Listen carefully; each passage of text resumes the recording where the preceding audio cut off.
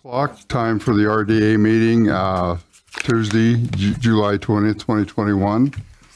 We'll start with the approval of the minutes for the June 15th, 2021 RDA meeting. Have you reviewed them? Are there any changes?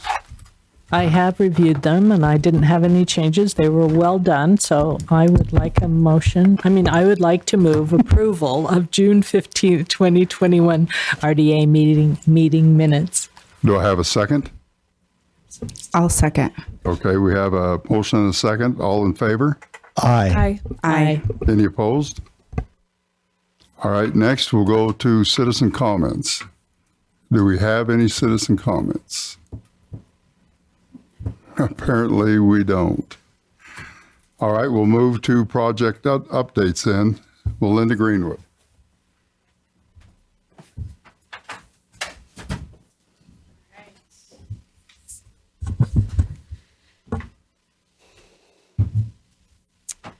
Okay, so I did provide a memo with some very brief updates on RDA projects to you, but I'll go over a little bit more detail on some of those.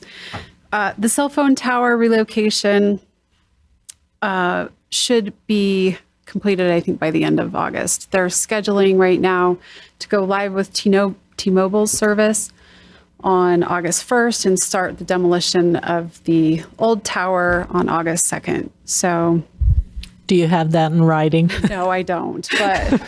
But for one of the first times ever, some of the timelines from boots on the ground and back east lined up. So I think we're in better shape than we have been in the past. Hooray. I know, hopefully. If that changes, we'll let you know. We have now ordered an appraisal for Think Architecture site. And once we get that back, we will figure out a sales price and bring a purchase and sales agreement to the RDA board. Thinking that'll be, the appraisal I think will be back in probably 6 weeks. So maybe sometime in September, October, we would be to the point where we'll bring a sales agreement to the council, or excuse me, the RDA board. I do have some awesome news about the Jesse Knight Legacy Center. I mentioned in the memo that the subdivision was approved by the Planning Commission on July 1st, but they have also received verbal acceptance from state DEQ on their cleanup plan.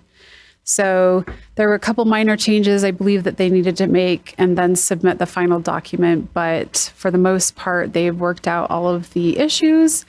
And that's really great news, some substantial progress that I'm very happy to see. And it's nice to see that there's some momentum going there with that project. So my guess is the plan should probably be approved by the end of the month, if not the first part of August. And then they'll be anxious to get in there and start working and moving dirt and cleaning up the site. Let's see, we didn't. Oh, sorry. Do they know Yeah. when? Timeline on that? I think probably just as soon as they can. They'll have to get excavation permit through Public Works, which will take a few weeks, or a ground disturbance permit, I think is what we call it here. So there's a few more steps. They'll have to get a stormwater pollution prevention plan put in place and all of that. So there's still a few more things that they'll have to do, but the biggest hurdle of getting that approved from the state is definitely that's a great thing to have behind them. I did mention for the first time, we have been having discussions with Habitat for Humanity about the property that Salt Lake County owns over at 45th South and Main Street in the Fire Clay area. So they are looking to put a mixed-use project there, some office spaces and a retail store that would house the Restore that Habitat for Humanity uses to resell the home improvement goods and lumber and those types of things. And then the corporate offices would be above the retail space. And then they're looking at putting in 100 units of affordable housing. And it would be done through Salt Lake County Housing Connect and would be 40% AMI. So we're looking to get a little bit more information from them about that project, but they've initially done kind of a first round request of hoping to get some affordable housing funds from the RDA to assist with some of the, like, there's a lot of off-site development costs that you don't typically have with a project that they would like to receive some assistance with. So I'm sorry, I'm about to sneeze. And now that I've said it out loud, I probably won't. Okay, I think I'm all right because I said it out loud. So when we get more information on that, we'll bring that back to the board with a refined and a formal funding request from them. Desert Star, we did meet with Desert Star in June, and I've returned some feedback to Mr. Todd about some of the plans, the differences in between his plans from last year and the theater expansion and what he was talking about this past month. And the thought was he had hoped to get RDA funding to relocate power lines and sewer lines, which is a pretty substantial project. And then he would do a small addition to his theater. What he had proposed last year was a larger scale project. And with kind of the small scale that he talked to us about in June, we had a lot of concerns about that making sense with the costs and the impacts of the utility relocations. So if he's amenable to a project that might pencil out more as far as generating more property tax revenues, then we'll bring that back to you. But at this point, Melinda, yeah. I have a quick question about that. Okay. How much of the infrastructure in that area or on that block needs to be redone? Not just including Desert Star, but the businesses in general? Or has it been updated? So I can tell you what I know about the infrastructure over there, but the sewer line needs to be relined or sleeved, and they have a project plan for that. Other than that, Is there a timeline on that? they were wanting to do that, I think, later this year. It's something that, could probably be delayed if the RDA was interested in funding that project and funding the sewer line relocation. The difficulty with that is the lines would have to be relocated and they would go through the parking lot for the Home 2 suites. And that parking lot would be torn up for a number of months. It's just kind of a difficult project. So between the costs on that and then some of the, I think, logistics with moving those utilities, it's something that if you're gonna spend $650,000 on something like that, you definitely want to see a return on the investment of the property tax that would be reaped on the back end, as far as, having a building that would then start generating a lot more property tax revenue. And the small scale that he had in mind when we talked in June just didn't seem to make sense with that. But Doug probably has a little bit more information about the utilities. Well, I just want to add a little bit to what Melinda's saying. So there is the issue of upgrading the utilities, or not upgrading, but maintaining the utilities. But this particular issue with Desert Star's request would have to be, as Melinda said, relocating them, right? So our utility departments have plans in their capital facilities plan to go in and improve the utilities, but leave them where they are. The big cost, and that's what Mike Todd's request would require, would be to relocate them. In other words, find a new place to put those utilities. So that's why it's so expensive and really outside of the scope of what our departments currently have planned. Do we know what area? Do we know what area he wants them to go in versus where they're at now? Well, it wouldn't be where he would want them to go. It would be, we would, I think, probably most likely look to where we would have existing easements for, or put them in the right of way, which closest right of way would be State Street, but that's not our right of way. So we would look towards where we could move them to where probably existing easements are, other than, and if not, then we would have to look at acquiring easements to relocate, which is a big challenge, especially if somebody doesn't want to sell part of their property to have sewer easements or power lines relocated there. So it can get really tricky in a hurry. And I don't see Danny or Trey here, but I'm not familiar enough with where the utilities are located over there that I could speak really to that, other than to know that just it's a lot to undertake, and if you're going to do something like that, you definitely want to make sure that the project that it's being relocated for and done for is something that's going to make a lot of sense. Right. I would, The utilities right now are located on private property. on his private property. Yeah, they basically go through his parking lot behind the building. And ideally what we try to do with our utilities is put them in public right-of-ways in roads where we don't have it on private property. So that would be what our utility companies would want and be looking for. Okay. Do we know kind of where he would want them to be, or where you guys have kind of looked at them to be? I'm just, I would hate for. I haven't looked at that Okay. in that detail. I know last summer they did a really kind of a real quick cost estimate on how much it would cost to relocate the utilities. I don't know if they looked at if there were existing easements or not. Right. My assumption would be that was part of it, right? Because I mean, it's very tricky to reroute a sewer line because they're gravity fed, they're not pressurized. They Yeah, there's a lot of, I mean, have to be, it's a big you have price to tag. maintain service. Like you can't just shut off a sewer. So there's a lot of complications with that. But we can ask Public Works and get a little bit more information. I definitely would like to see that. I mean, that whole block, there's going to be growth. And I think there's just something to consider with if we do move it or if we update it, like what's going to be the best fit for growth to happen. Sure. So, Melinda, what you were kind of saying is that there would be no way for the city to recoup that $650,000. It would be just kind of.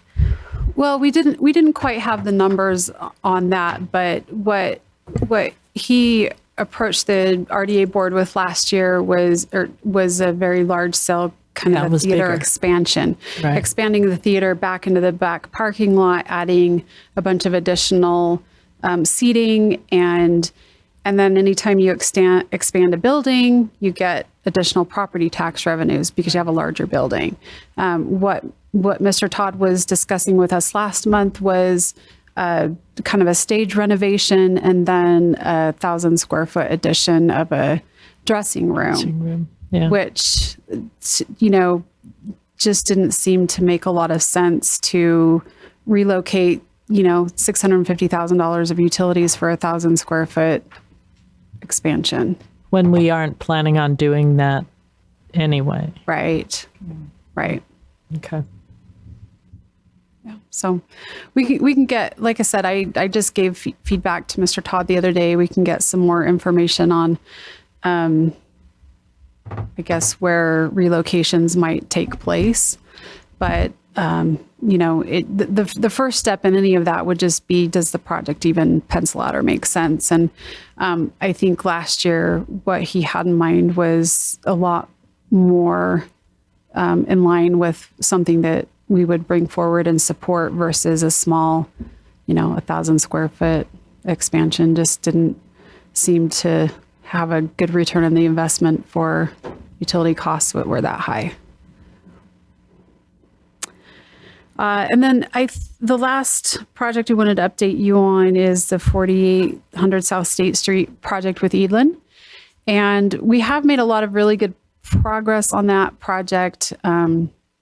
We had appraisals that were completed finally in June, ended up being 13 different appraisals, the 12 parcels that the RDA owns, and then an overall appraisal for all of the property that's owned over there. We have a parking analysis that I got off the phone earlier today with the consultant, and that is now completed. We have made a lot of great progress, but one of the things that came back with the appraisals was the land was twice the value that Eadlin had anticipated it would be when they put their proposal in. And between that and the rising costs of construction materials with lumber, steel, concrete, they did an updated cost estimate, I think, the beginning of June, and came back with some concerns about having their project pencil out the way they need it to be able to get investors to move forward with their investment and then with their funding. So they are looking at some options as far as construction efficiencies. If there's different construction methods, they may find some cost savings through. They're looking at a few different design options that may provide some cost savings that could balance out some of those expenses that have just gone through the roof with, and it's really just post-pandemic supply demand is a lot of it. And so that is, I think, the primary reason why things have kind of been a bit of a standstill the last 4 to 6 weeks. Is Elan was here in May, we met with them. It was shortly after that they did some updated math, and then when the appraisals came back, all of those were completed, I think, on June 24th. When those came back and the property was also twice as much as what they had anticipated, it just really caused them to want to take a step back and just see where they were at. So I think they do have some good approaches to moving forward with the project. And that's part of what we'll want to discuss when they are here with you all on July 26th.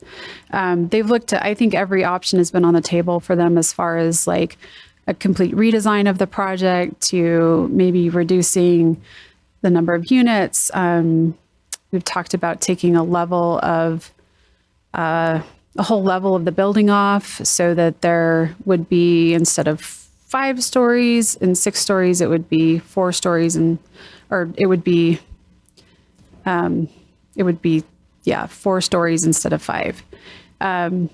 They've even done some looking at if parking stackers could bring some efficiency, where you drive in and they're automated and they'll park or stack a vehicle on top of each other to see if they could maximize parking and not have to use as much concrete. I mean, they've really kind of tried to be as creative as possible as they can for some of the solutions. And the last couple of weeks have just really been trying to figure out where they feel like it's the most feasible for them to go next. And so obviously, since we met with them in May, quite a bit has changed, and they just want to come back and meet with the RDA board in person to discuss some of the changes, some of the challenges that their project has faced, and see what path forward there may be for them. So they're still committed to the project. They still feel that it's a really good project, want to see it happen, but the construction estimates have just really put forward a challenge that I don't think any of us could have anticipated when we opened up the RFP a year ago. So I guess we kind of have to really decide if it's what's best for Murray right now, too. yeah, I think that'll be part of our discussion. So I think what, Elan would like to come out and just kind of give their, I think kind of their best design that they feel like would meet their needs, go over that with the RDA board. I know in May, a couple of the board members asked, how much the RDA may, if we wanted additional parking, how much the RDA may have to participate. They've taken that into consideration. But yeah, I think it's one of those things where Eden will come in and kind of just give their best proposal again. And then afterwards, we'll need to have a conversation as the RDA board as to what that means and what that means for the future of that property. So I just want to clarify, Melinda mentioned the date of July 26th. So that is not a public meeting where all of the RDA board will be meeting as a group, right? Those are just some work sessions that Elan is planning with staff and small groups, right? So I just didn't want the public to think that there's something that's going to be discussed on July 26th by the RDA board. There will be obviously a follow-up meeting with the RDA board where that will have to be discussed based on feedback from this smaller working group meeting on July 26th.